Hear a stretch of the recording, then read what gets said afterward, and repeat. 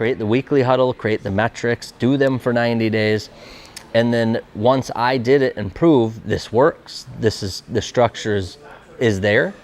Now the only difference of whether it's gonna work is the next person leading it. Ultimately, you decide if you're gonna live or not. Am I just gonna get through life, or am I gonna live?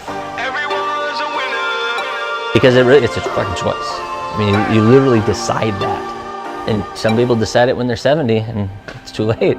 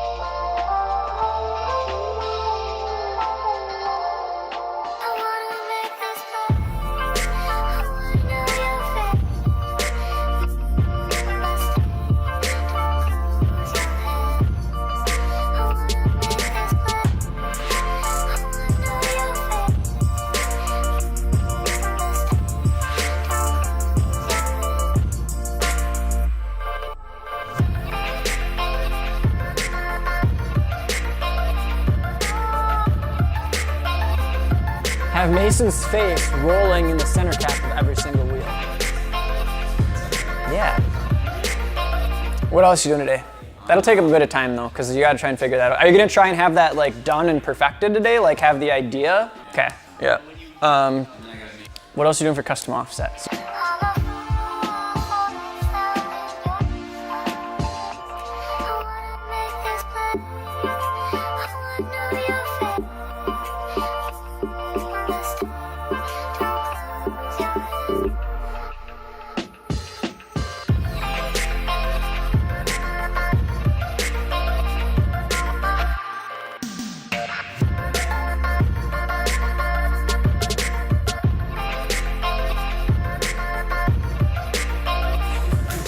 Building update next month. October is going to be the fun one. So all the gravel's down now.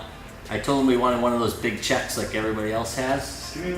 Here's some of the thoughts Junior and I have been going through this morning.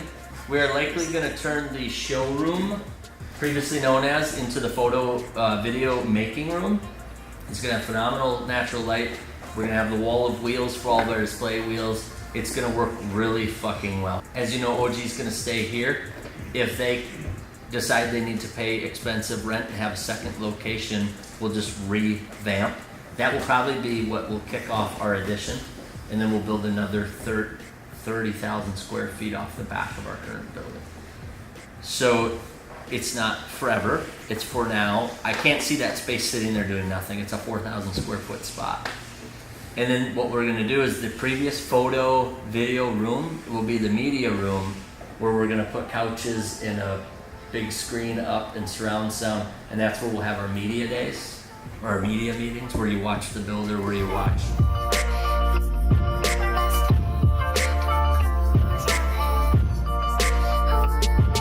So, if you want to be successful, you need daily, weekly, and monthly metrics. So it pretty much breaks down to daily metrics. You want to have daily stat sheets, daily meetings, daily huddles. And then the weekly huddles will be all of us together, such as this, and you'll still have your weekly stat sheets likely, or rather metrics, weekly stat sheets. And you check into things, how are things going as a whole for that week. And then you look over for the full month. And that month will kind of look over how each day went and then how each week went, so then you're not surprised when the month end comes and you're either doing really shitty or really well. So you know why you did it the whole time, and that helps you understand when things are going south and when you should realize that you need to be watching your leading indicators to then make a change to either do something differently or emphasize something to get more sales, or stop doing something or change into another way. And why I've said that about corporate is corporate always looks at the month end rather than looking at your daily, weekly metrics, and then by the time they realize they're doing shitty, they're already failing and likely aren't going to do anything because they're like, oh, we'll do better this month. And that's why we fucking kick ass at everything we do.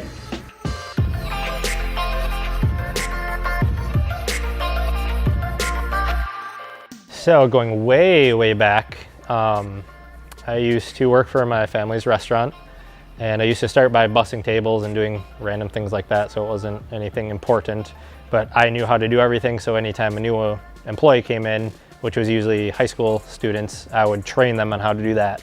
So that was never classified as a management job, but I guess looking back, I did do it. Yeah, I still learned from it. And then when I went to college, the first year, I don't think I knew what I wanted to do, and then I'm like, okay, let's just do business because I'm interested in it. So then I started doing business management, and it was complete garbage. It was a complete waste of time, and sorry for anyone that's watching this that's in college and thinking that it's just the best thing ever. The shit that they taught me in management, and then I ended up switching to marketing because I was so bored of it, was a waste of my time. It was so corporate and so old school, and talking about how to send out paper mail and how that's the best way to market, and then we kind of touched on emails, and that's all it was. It didn't help me at all. So then when I got into custom offsets, I was 150% committed because I'm like, I know I'll enjoy this job if this company gets going, and I know that I'll be in from the beginning, so I'll kind of have a little bit more reach than someone coming on a few years later. I started doing customer service, and I was literally just hit the ground running. Sean, like, it was busy season, we were short people, we were short staffed, we weren't expecting to grow this fast. It was a clusterfuck. And I'm talking, I was thrown into it. They said, you start emails today, you're gonna be on the phone tomorrow. And I'm like, I don't have any training in this. Like, they're like, you've done customer service in the past, you'll do great. I'm like, okay. So I started doing emails this one day. The next day, my phone line was on, and I started getting calls. After some time, I ended up going into this manager position that I literally fell into. It wasn't something that I'm like, I want to be a manager of customer service or a lead of customer service. It was just like, I just fell into the position. I started being really good at it, and then that's where it came. And the biggest thing that Sean helped me with is I would take everything personally. If a customer was upset and they said something, I would honestly go home and I would think about it all night. I wouldn't sleep, and I would be like, why? What did I do wrong? So Sean was just like that, and that's why he couldn't do customer services, because he would get upset. Sean helped me get there because we understood that you just can't be right all the time, but you have to understand that you can't let customers push you around, because some people are just, you'll never please. So once I got that line is when I really started building up to the lead where I'm currently in. I mean,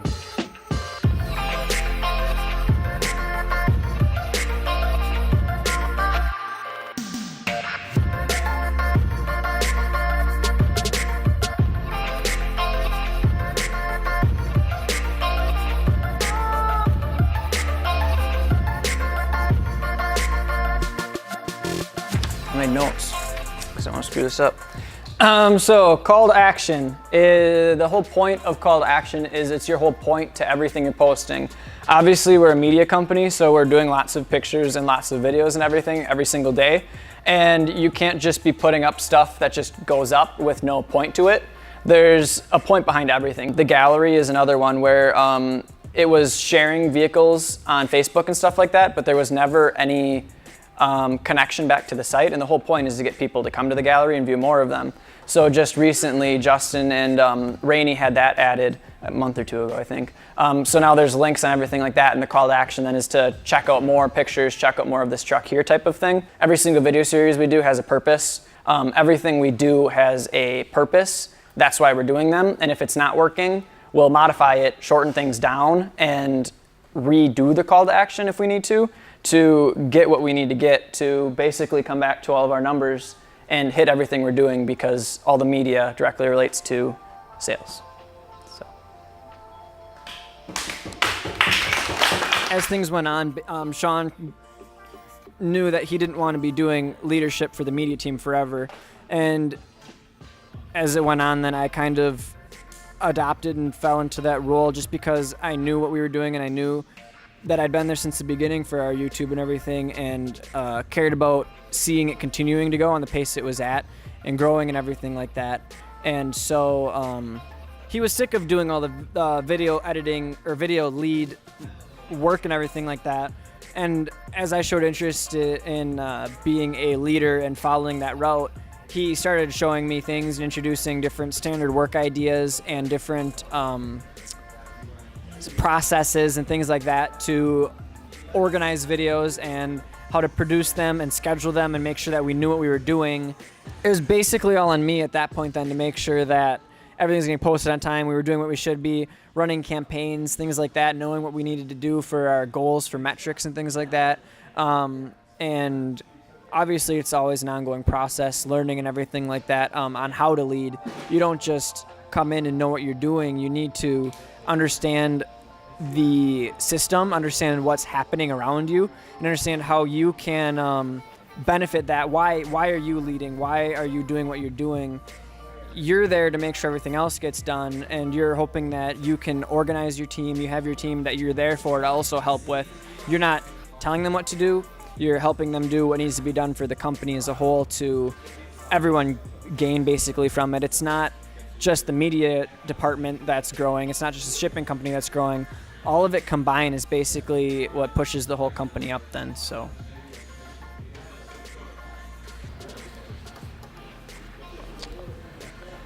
I think I used to be a consultant, and the role of a consultant is to work himself out of a job at all times. The goal was always to teach them the best you can the tools of leadership, of management, of lean, and then try to get out as soon as possible. One of the things that I learned right away is you can't teach anything that you're not willing to do yourself, and you can't teach something that you don't know how to actually do. That the only reason I could go in and consult on leadership management and lean is because I know how to do that. I had done major transformations myself, and then I would go in and help others. So now I'm comfortable doing that. So I'm the same way here.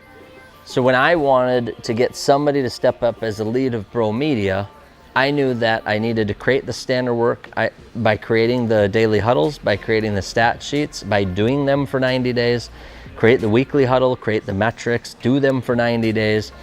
And then once I did it and proved this works, the structure is there. Now the only difference of whether it's gonna work is the next person leading it. So now I put that person in there and I coach them. So I do it with them for a couple weeks, and then I step back and pop in, pop out, and just give leadership coaching. If it doesn't work, it's not the tools, it's the leader. And there's no way to know. I didn't think Junior had a prayer. I, honest to God, even his first couple weeks, I went for a walk with him one day and I said, I don't think you're gonna make it. This isn't going well at all. So it was fun for me because we went on that walk and he looked right at me and said, I know I'm not doing it right. I don't have an excuse for you. But what I can tell you is, as of today, I'm gonna do it. And that son of a bitch, like a switch, flipped it on, and he did everything by the book. And I honestly believe that everybody on this team looks up to him as a leader. They still think he's a 19-year-old shithead, or 20, whatever he is now.